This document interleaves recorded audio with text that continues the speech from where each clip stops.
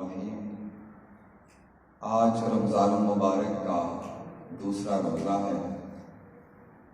ہم آج ایک سوال لے کے سیکھنے سکھانے کے لیے حاضر ہوئے ہیں کہ انسان کے اوپر روزہ فرض کیا گیا تو اس کا فائدہ کیا ہے، کس کا فائدہ اس میں۔ یاد رکھیں کہ جس مالک کی عبادت ہے یہ اس کا فائدہ نہیں ہے۔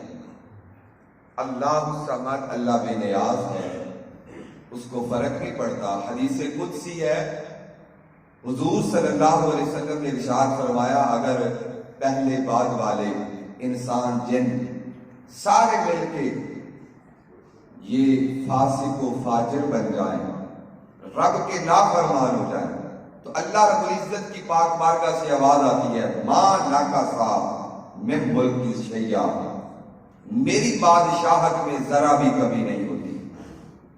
اور اگر تم میں سے پہلے بعد والے جن انسان سارے مل کے متقی پرہیزگار نمازی بن جائیں، رب کی پاک بارگاہ سے آواز آتی ہے ما زادہ فی ملکی شیئا، میری بادشاہت میں کچھ بھی زیادتی نہیں ہوتی۔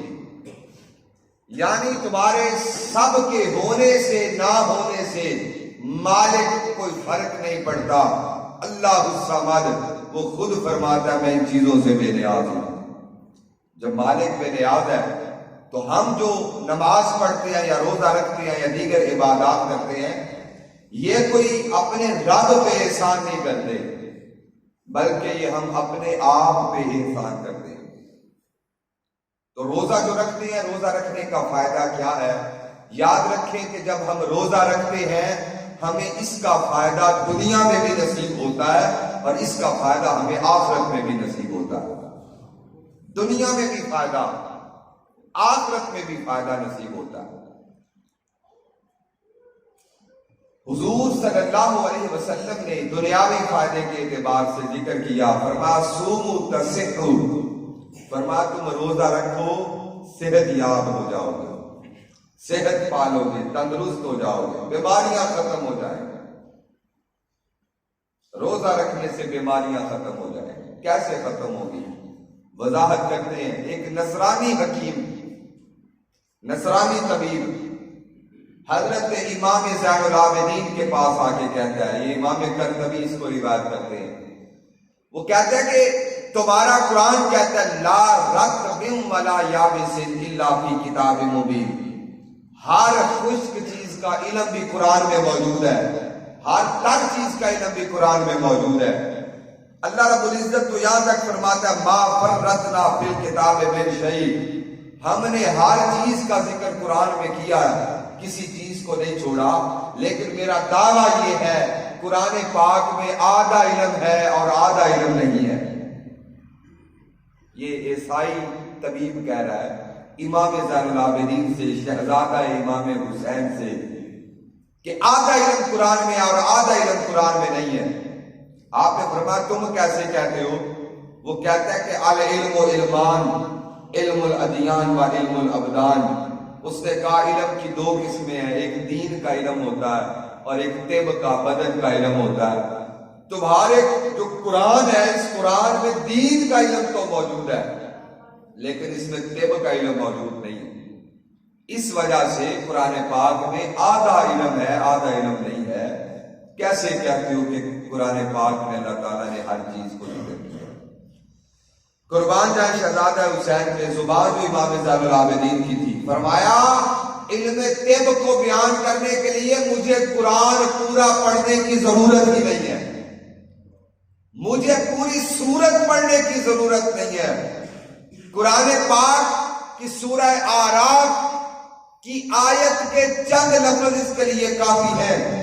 اللہ رب العزت نے فرمایا کلوا واشربوا ولا تسرفوا، کھاؤ بھی پیو بھی لیکن زیادتی نہ کرو۔ اگر کوئی بندہ کھائے گا پیے گا زیادتی نہیں کرے گا، انسان کا معدہ ٹھیک رہے گا۔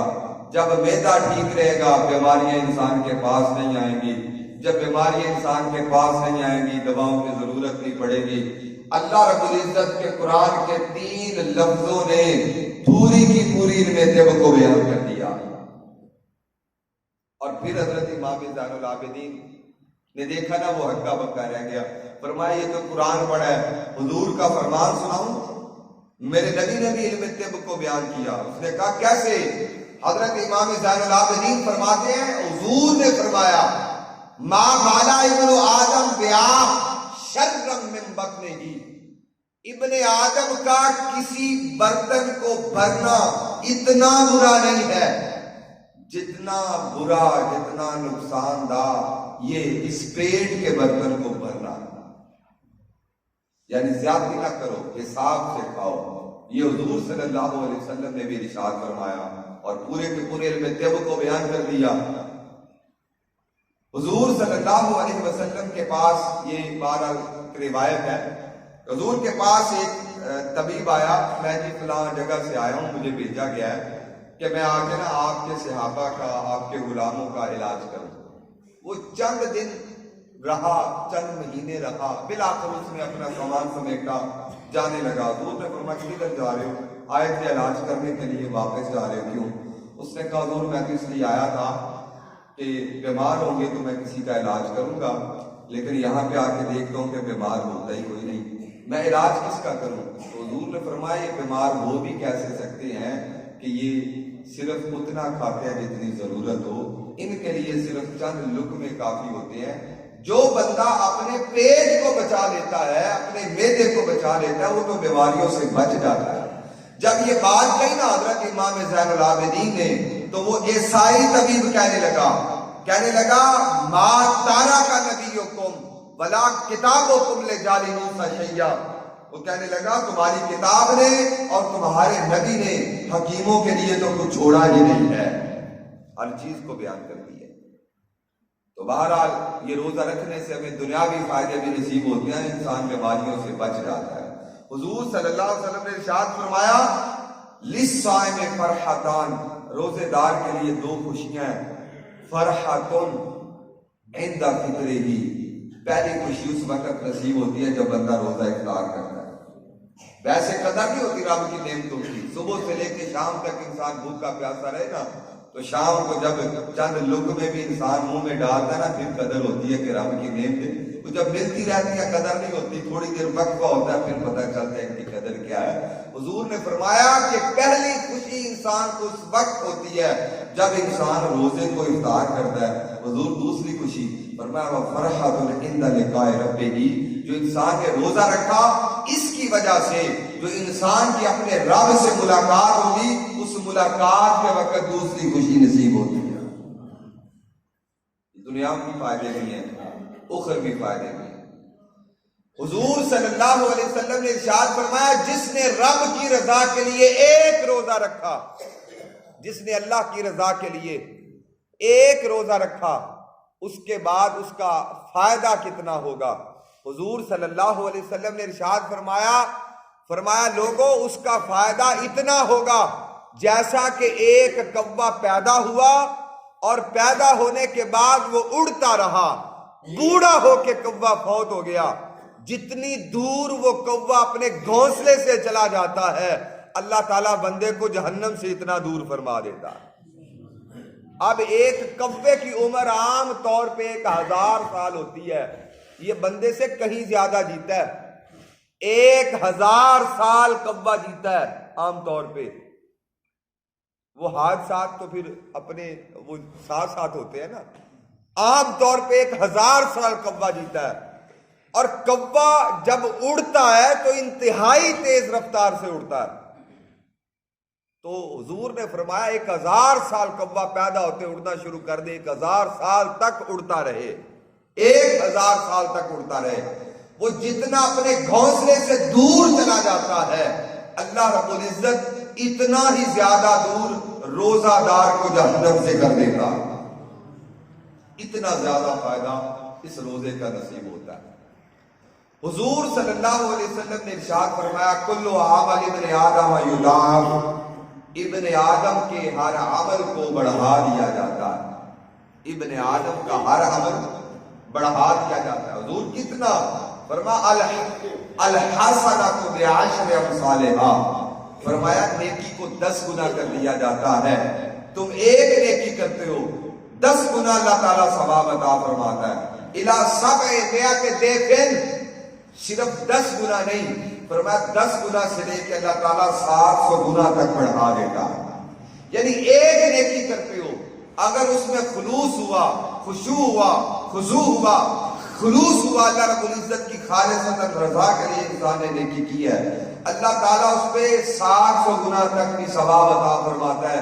ایک نیکی کی ہے، ثواب 700 نیکیوں کا مل گیا. لیکن الا الصوم،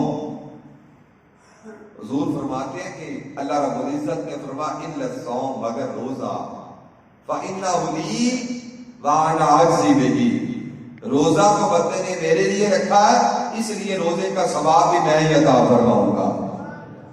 نماز کس کی پڑھتے ہیں؟ اللہ رب العزت کی. سخاوت کس کو راضی کرنے کے لیے کرتے ہیں؟ رب کو راضی کرتے ہیں. حج کس کے لیے کرتے ہیں؟ رب کے لیے. جہاد کس کے لیے کرتے ہیں؟ رب کے لیے. لیکن باقی کسی عبادت کا ذکر ایسے نہیں کیا. روزے کی بات ہے تو فرمایا روزہ میرے لیے ہے، اس کی جزا میں دوں گا. یا نماز بھی تو میری پڑھتے ہیں، ہم حج بھی تو تیرے ہی کرتے ہیں نا، طواف بھی تو تجھے راضی کرنے کے لیے کرتے ہیں، قرآن کی تلاوت بھی تو تجھے راضی کرنے کے لیے کرتے ہیں. لیکن یا اللہ باقی کسی عبادت کے بارے میں یہ نہیں فرمایا یہ میرے لیے، اس کی جزا میں دوں گا. روزے کی باری آئی تو کہتا ہے کہ یہ میرے لیے، اس کی جزا میں دوں گا. اس کی وجہ کیا ہے؟ اگر اس کی وجہ کی تلاش کرے تو ہمیں جو سمجھ آتا ہے وہ کیا ہے کہ نماز میں ریاکاری ہو جاتی ہے، حج میں ریاکاری ہوتی ہے، تلاوت قرآن پاک بندہ کسی کو سنانے کے لیے کر سکتا ہے. روزے کا تعلق انسان اور انسان کے رب سے ہے. میں نے روزہ رکھا آپ نہیں جانتے، آپ نے رکھا میں نہیں جانتا، رب جانتا ہے یا رب کا بندہ جانتا ہے. فرمایا روزہ چونکہ خالصتاً میرے لیے ہے اور اس میں ریاکاری نہیں پائی جاتی، اس وجہ سے روزہ میرے لیے اور اس کی جزا میں دوں گا. دوسری وجہ یہ ہے اللہ تعالیٰ نماز نہیں پڑھتا، اللہ تعالیٰ حج نہیں کرتا، اللہ تعالیٰ کھانے پینے سے تو پاک ہے نا. اور بندہ بھی کچھ وقت ایسے گزارتا ہے کہ جو وقت اپنے رب کے ساتھ مناسبت رکھتا ہے. نہ رب کھاتا پیتا ہے اور نہ اس وقت میں بندہ کھاتا پیتا ہے. اس وجہ سے فرمایا کہ روزہ میرے لیے ہے اور اس کی جزا میں دوں گا. اس کی یہ بھی وجہ ہے کہ لوگوں نے عبادتیں بتوں کی بھی کی ہیں، چاند سورج ستارے کی بھی کی ہیں، لیکن کسی نے کبھی کسی کے لیے روزہ نہیں رکھا، نہ کسی چاند کے لیے، نہ سورج، نہ ستارے کے لیے، نہ کسی بت کے لیے، نہ آگ کے لیے. روزہ کسی کے لیے نہیں رکھا. تاریخ میں روزہ رکھا گیا تو صرف اللہ کی رضا کے لیے رکھا گیا. جب ایسی صورتحال ہے تو اس وجہ سے اللہ تعالیٰ نے فرمایا روزہ میرے لیے ہے اور اس کی جزا میں خود دوں گا. یا اللہ اس کی جزا خود کیوں دے گا، اس کی وجہ کیا؟ وہ تفصیل ذکر کرتی نا، ہر نیکی 10 گنا سے لے کے 700 گنا تک بڑھائی جاتی ہے. فرمایا باقی ہر نیکی کا شمار ہے، اتنا بڑھا کے ثواب عطا کرنا ہے، لیکن روزے کا شمار ہی نہیں ہے. جب روزے کا شمار ہی نہیں ہے تو اب اس کی جو لکھ پڑھ والا معاملہ ہے، فرمایا کہ وہ معاملہ ایسا ہے کہ اس کی جزا فرشتے نہیں لکھیں گے. فرمایا کہ روزہ چونکہ میرے لیے رکھا ہے اس لیے اس کی جزا بھی میں خود متعین کروں گا. بہرحال یہاں پر محدثین فرماتے ہیں اس کا مطلب یہ ہے کہ روزے کا ثواب اتنا زیادہ ہے کہ جس کو فرشتے بھی گنتے نہیں ہیں. اللہ رب العزت جانے اور اللہ کا بندہ جانے. کل قیامت کا دن جب بندے کو اس کا ثواب نصیب ہوگا، اسی وجہ سے تو حضور فرماتے ہیں دوسری خوشی اس وقت نصیب ہوگی کہ جب بندہ اپنے رب سے ملاقات کرے گا. تو بہرحال یہ انسان کے لیے روزے کا دنیاوی فائدہ بھی ہے اور اخروی فائدہ بھی ہے. اللہ تعالیٰ ہمیں عمل کی توفیق عطا فرمائے، خلوص سے خشوع سے اللہ تعالیٰ کو راضی کرنے کے لیے یہ روزہ رکھیں. اللہ تعالیٰ عمل کی توفیق عطا فرمائے. بسم اللہ الرحمن الرحیم. صلی اللہ علیہ وسلم.